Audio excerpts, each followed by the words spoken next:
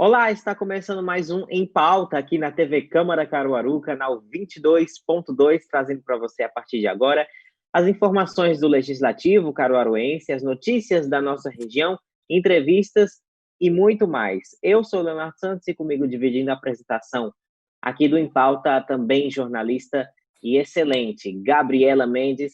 Boa tarde, Gabi, hashtag sextou. Boa tarde, Léo. Sextou, obrigada aí pela gentileza. Vamos começar o programa de hoje, né? A gente tem um bate-papo bem legal hoje. Vamos então aos destaques de hoje, né? Caixa cria calendário para regularizar contas bloqueadas durante a solicitação do auxílio emergencial. E a Câmara de Caruaru aprova projeto para impedir as operadoras de cortarem os serviços de plano de saúde durante a pandemia. A Câmara de Caruaru também aprovou um projeto para suspender o prazo de validade dos concursos públicos. O Hospital Mestre Vitalino abre novos leitos de enfermaria. Debate: o advogado João Américo Rodrigues fala sobre a situação da falta de informações da Covid-19 nos presídios aqui em Pernambuco. Uma situação muito triste, Gabi. É verdade, viu, Léo? Essas e muitas outras notícias você acompanha aqui agora no Em Pauta.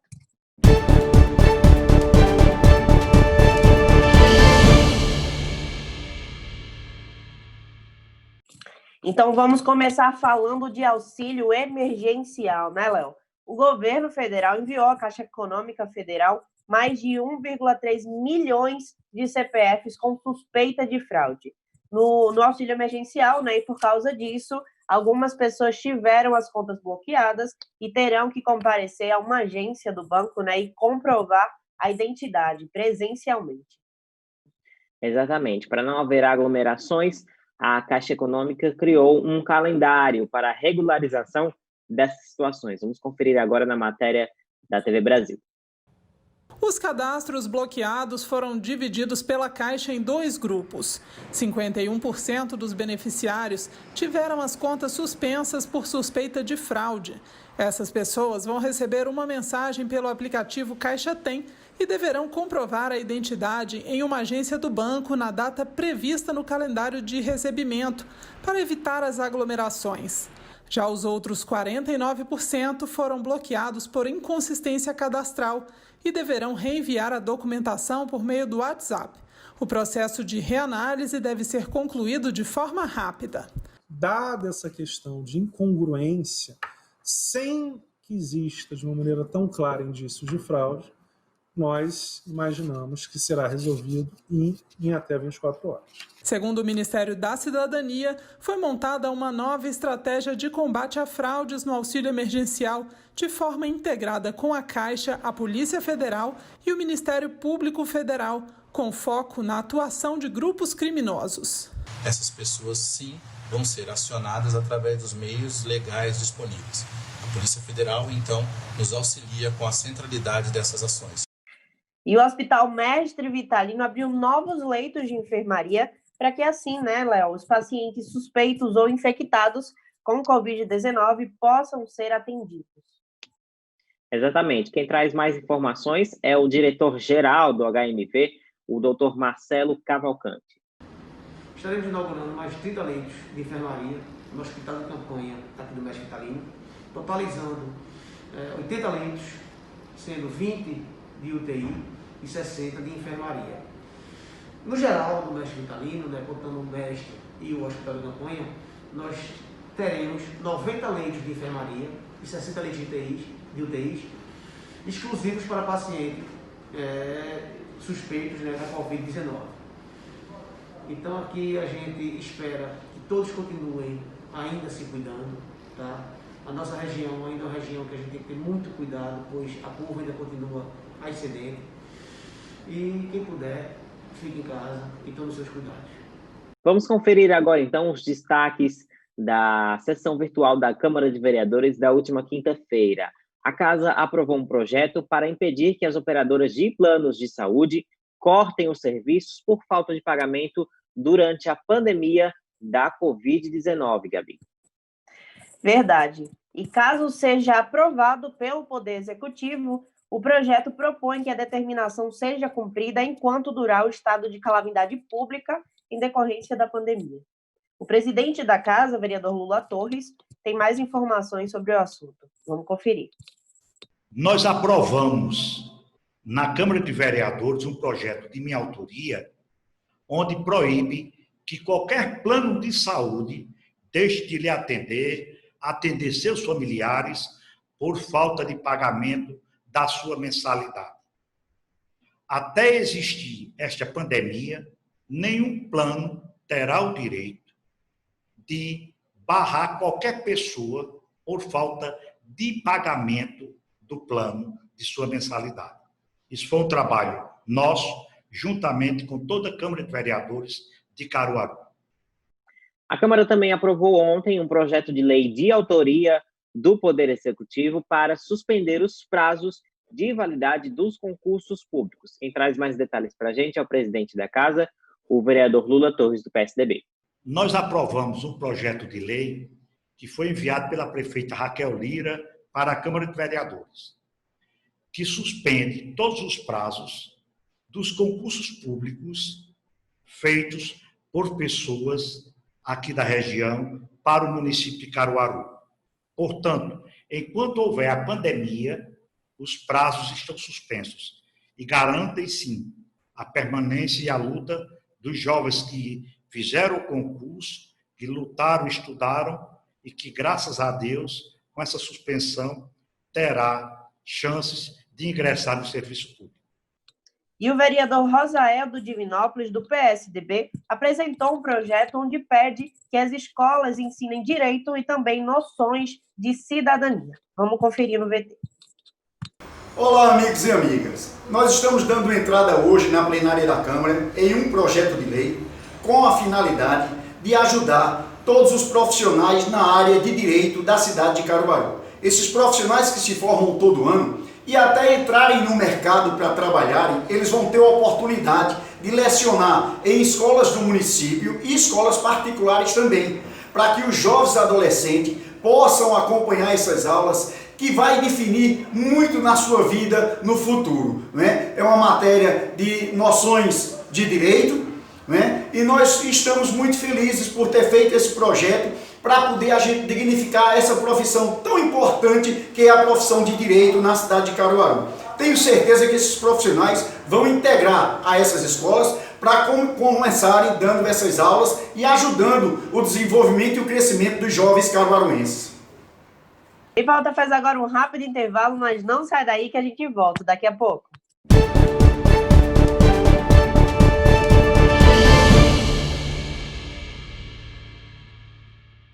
O Em Pauta já está de volta e olha só quem já está aqui com a gente, Gabi, o nosso comentarista de todas as sextas-feiras, o advogado João Américo. Doutor João, seja bem-vindo a mais um Em Pauta aqui na TV Câmara. Leonardo, Gabriela, Mendes, eu quero agradecer mais uma vez a generosidade do convite, dizer que é uma honra, um prazer estar com pessoas que defendem a qualidade no trabalho, o jornalismo com seriedade, e estou aqui para aprender e discutir com vocês. Beleza. Doutor João, o assunto hoje é a falta de informação e de assistência, né, que os presídios aqui em Pernambuco têm sofrido em meio à pandemia da Covid-19. Essa não é uma situação que surgiu agora, no mês de julho, a gente já vê isso desde o início, desde março. As famílias dos detentos não possuem muitas informações, né, acerca dos infectados nas unidades prisionais e também sobre informações de isolamento e etc. O que está acontecendo? O que está acontecendo diante dessa situação nos presídios aqui em Pernambuco? Leonardo, Gabriel e a todos que estão nos assistindo, o Brasil nunca houve uma política séria relacionada ao sistema de carceragem nacional, ou seja, nunca houve investimento em material humano, em pessoas, nunca houve investimento em infraestrutura, porque todo o combate do crime organizado, ou da pequena criminalidade, ou da criminalidade em qualquer nível, sempre se deu com investimentos massivos na discussão em relação à lei e depois à política de repressão, ou seja, a gente sempre discutiu a política pública no Brasil sobre o olhar de uma polícia mais bem aparelhada e não há nenhum demérito nisso. Só que há um esquecimento de que, nesse fechamento de uma política pública, sobre segurança pública, se tem que ter um olhar específico acerca dos presídios, das unidades prisionais, das carceragens, das cadeias públicas. Então, já existe um abandono histórico relacionado a essa comunidade, a essas pessoas que estão encarceradas. E, aliado a esse abandono histórico, nós temos um número muito diminuto nas prisões do Brasil e em Pernambuco, com enfermarias, com locais que possam acolher e cuidar da saúde dos presos. Aliado a essa situação, com a eclosão da Covid-19 em nosso país, o que aconteceu, o sistema carcerário foi impactado sobremaneira. Então, na nossa avaliação, o que falta, Gabriela, é justamente a divulgação de dados específicos de unidade prisional por unidade prisional.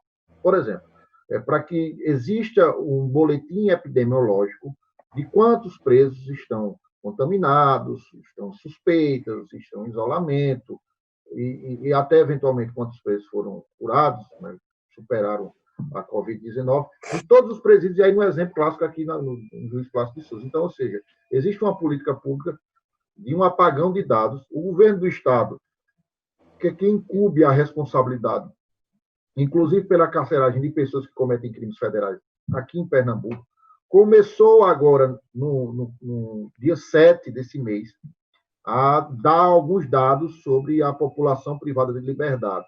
Então, existe um percentual de casos que, basicamente, são os seguintes, Leonardo: 2.246 são inconclusivos, só que não diz onde é que estão esses casos. Diz o seguinte, a informação aqui: 2.246 detentos, pessoas privadas de liberdade, estão, não disse se é presídio feminino, não disse se é o presídio de Caruaru, se é em Recife, estão com casos inconclusivos acerca da Covid-19. E aí, 1.086 já foram casos já confirmados, já são de casos confirmados. E aí a gente precisava avançar essa barreira, até para dar segurança, Leonardo e Gabriela, para quando houvesse uma decisão de um juiz determinando que uma pessoa cometeu um crime e ela tem que ser presa, ela vai, com os dados corretos, o juiz vai dizer qual é o presídio que ele vai ou não. Porque, a depender do nível de contágio, vai dizer, olha, vou mandar para esse presídio aqui, porque nesse presídio existe um nível de contágio menor do que nesse outro.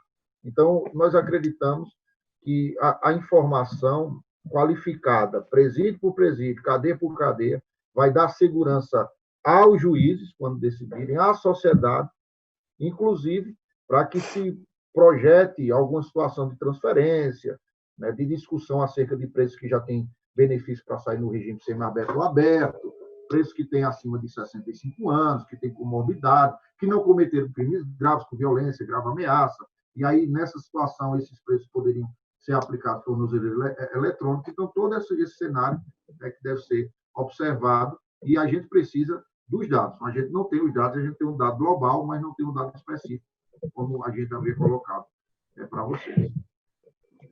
Doutor João, eu queria saber, né, sobre essa ação popular que está querendo obrigar o governo a informar esses dados. Nós manejamos, Gabriel, uma ação popular com um pedido de obrigatoriedade para que o governo do Estado apresente os dados específicos, cadeia por cadeia, presídio por presídio, unidade prisional por unidade prisional, de quantos detentos estão com Covid e qual é a situação da Covid. Então, é um pedido de ação que não gera custo ao governo, não vai gerar nenhum tipo de acréscimo na receita, é só uma divulgação pormenorizada para que as famílias, a sociedade, o Poder Judiciário e todas as pessoas envolvidas no sistema prisional tenham a noção de como é que se está ocorrendo, como é que está sendo realizado o combate da Covid-19. Então, basicamente, Gabriel, a ação é muito simples, que pede só que o governo divulgue boletins epidemiológicos a cada 7 dias, o pedido é nesse sentido, de todas as unidades prisionais do estado de Pernambuco. A liminar foi indeferida, e com todo respeito ao magistrado que indeferiu, porque entendeu que, nesse momento, não caberia um ato, não existe um ato. Na verdade, existe uma omissão. Existe uma omissão por parte do governo E aí nosso pedido é que se supere essa questão da omissão, reconhecendo que para se manejar com a ação popular, você não precisa do ato, você só precisa demonstrar o prejuízo. Eu acho que o prejuízo está demonstrado à sociedade, né, porque é um interesse difuso, coletivo, e nós temos a compreensão de que, no melhor interesse da população, a gente deveria ter dados mais abertos, né, a divulgação mais clara do estágio da Covid nas unidades prisionais de Pernambuco. Doutor João, para a gente finalizar, o que diz a Secretaria de Defesa Social aqui do Estado, mais especificamente, e essa não é uma situação exclusiva aqui de Pernambuco, né? Quando eu estava preparando a pauta sobre esse assunto, eu estava lendo que isso acontece em outros estados, né? Há um abandono nessas informações, não só em Pernambuco. Mas o que diz a Secretaria de Defesa Social do Estado relacionada a essa situação? Não existe, Leonardo, uma política clara em relação a essa questão. Ou seja, aquela coisa que nós estamos acompanhando, as informações que nós estamos acompanhando da Covid, feitas por municípios grandes e pequenos, a gente vê lá boletim da Covid, aí tem o número de casos, não existe uma política clara em relação a isso. É lógico que a gente tem que ter a compreensão de que ainda a gente está aprendendo a lidar com a Covid, mas nós entendemos que é de fundamental importância pelo sistema de saúde, pela precariedade, pela falta de condições mínimas existenciais, por entender que nós estamos em um sistema prisional que embrutece, um sistema carcerário que não oferece as condições mínimas de higiene.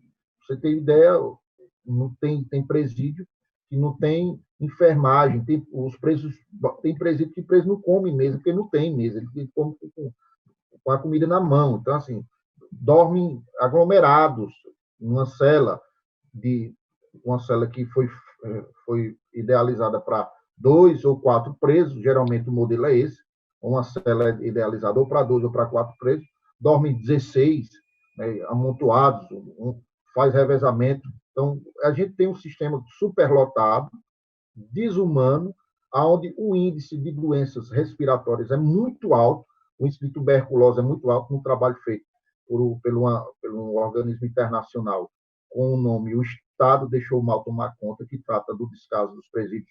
Aqui em Pernambuco, mostra justamente isso, o número de infecção no presídio é muito alto. Então, diante de todo esse cenário, né, e por ser uma população que, por conta da estrutura, é vulnerável, extremamente vulnerável, porque não tem... Como é que vai aplicar isolamento social dentro de um presídio que foi idealizado? Existe um presídio em Pernambuco, foi idealizado para 1.700 pessoas, tem 7.000. Não tem como aplicar isolamento social. Então, não existe uma política pública, voltando à sua pergunta, não existe uma política clara sobre isso. Por isso que a gente manejou a ação. Há alguns pedidos aqui e acolá, de uma forma mais espaçada, mas não existe uma decisão que diga o seguinte: olha, vocês vão ter que divulgar os dados. E eu acho que o objetivo é esse. Entendi.